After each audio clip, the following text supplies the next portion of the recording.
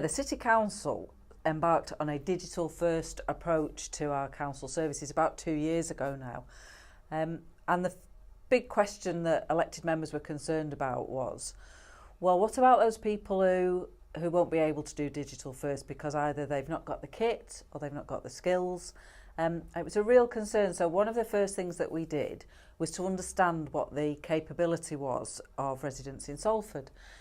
So it was really interesting because we used all of the information that we had and we created 5 digital personas ranging from digital first, so the kind of person who'll buy the latest gadget the minute it hits the shops, right through to digitally assisted, so those people who have either never been online or rarely go online, perhaps don't trust it, and in a lot of cases actually just have no motivation to, like, what's in it for me, why would I?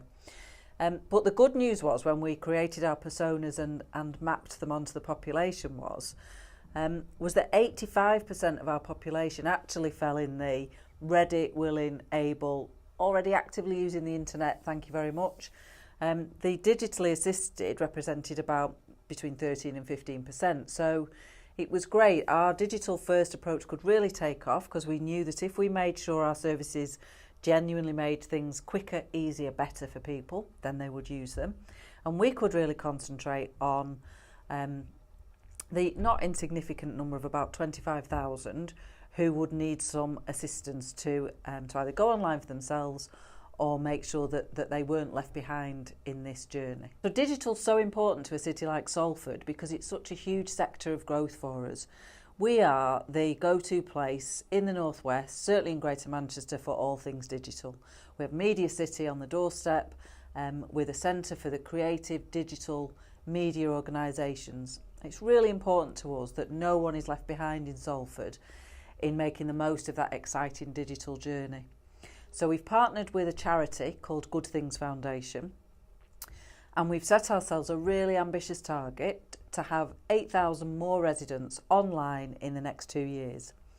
And of those 8,000 residents, we want to make sure that we're particularly targeting those who we would be looking at as being socially excluded, because there's a huge correlation between digital and social exclusion. And we also know that by being online, not only does it mean that it opens up social channels for people and they can keep in contact with family and friends, etc., but financially you can be between £500 and £700 a year better off by being online, whether that's online shopping, discount for insurance, making sure that you're accessing everything you're entitled to around welfare and benefits, etc. So really important to us that everybody can make the most of this. So the plan with Good Things Foundation is that we have online centres in our areas of most need. We have a phrase, we're going to put trusted faces in local places so that those people who are already connected into those communities can encourage others to participate and make the most of what's available. And what we want to do is make sure that we come at that from a motivation point of view. We're about to roll universal credit out in the city. That's a digital only benefit.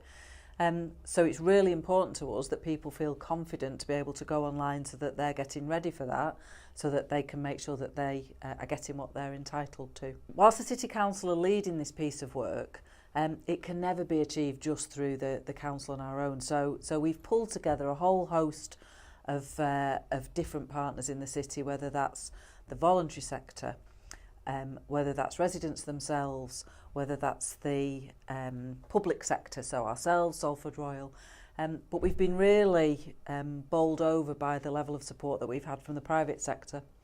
So organisations like Barclays, Lloyds, Google, TalkTalk, Urban Vision have all been really helpful in putting forward their pledges for what they're going to do to support this programme. So what we believe we're doing here is actually something really exciting, because we believe we're creating a social movement for change around digital that will have a lasting legacy for years and years to come. This isn't just a project where we target 8,000 and then away it goes, but actually this is going to be really sustainable, so that our real target is 100% of people in Salford actively benefiting from everything that's online.